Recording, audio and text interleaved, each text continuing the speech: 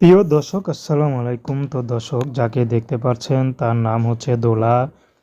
দোলার বাবা এলাকার মোটামুটি মাতবর ছিল, কিন্তু কখনো ২ নম্বরই পয়সা খেত না।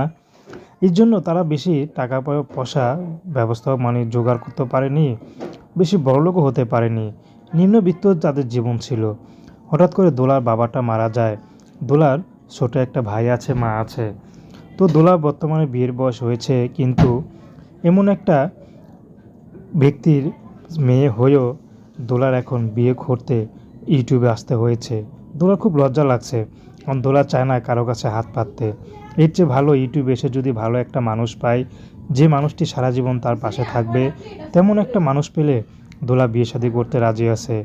দোলা বেশি পড়াশোনা করতে পারেনি। তার ভাই স্কুলে পড়ে ক্লাস 2-তে।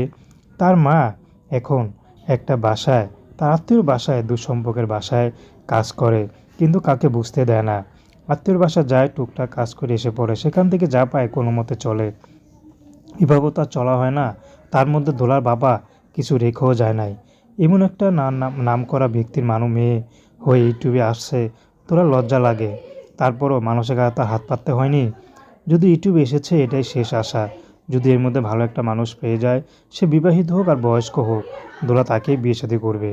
তো দর্শক, প্রেম ভালোবাসা বিয়ে শাদী করা আপনাদের ব্যক্তিগত